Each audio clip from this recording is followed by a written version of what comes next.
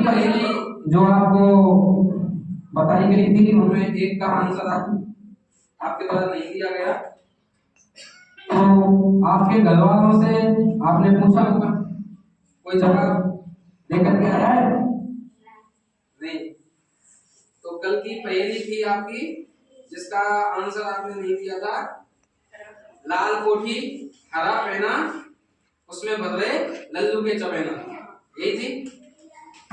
तो आप सोचिए, लाल घरों में मैंने आपको एक हिंट दी थी कि उसका प्रयोग हमारे घरों में कम से कम दिन में 2 बार तो होता ही है। कहा था ये? तो मिर्च के बारे में सोचिए।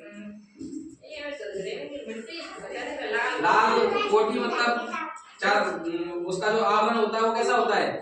लाल होता है ना।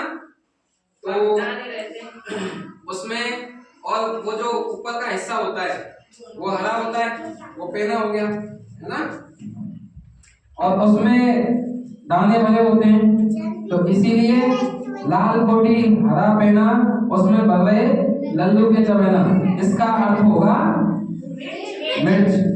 आगे बात समझ में? और एक का जवाब तो आपने कल दे ही दिया था। एक और कौन सी थी? नदिया के पास में भोग चले नदिया सूखे भोग मरे, तो वो दीपक टाइप से कुछ ऐसा था, है ना। तो आज की पहेली है आपकी, हरी दीवार लाल मकान, हरी दीवार लाल मकान बीच में बैठा कालिया।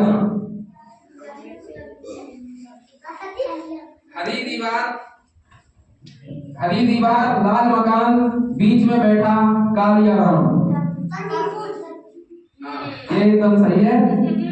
मैंने क्या कहा था? हाथ खड़ा करना है, उसके बाद जवाब देना है। किसने बताया? है ना। तो इसका आंसर होगा तरबूज। क्यों होगा?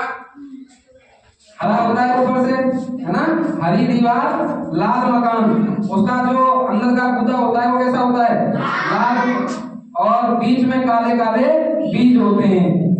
तो इसीलिए हरी दीवार लाल मकान बीच में बैठा कालिया राम। तो अभी आप आगे केमिस्ट्री में एक टॉपिक पढ़ेंगे परमाणु के नाम से, उसमें भी तरबूज का उदाहरण आएगा। तो वो हम विज्ञान में देखेंगे कि कैसे तरबूज के माध्यम से परमाणु की व्याख्या की जाती है ना। तो अगली पहेली है, बाबा सपलन सट बेटा खास खजीला और नाती मुचंदा।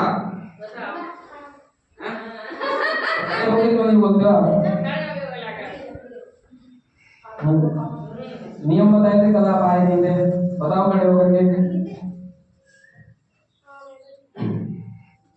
व्याख्या कर पाओगे कि बाबा सपलन सट बेटा खास खजीला और नाती मुचंदा कैसे आम होगा?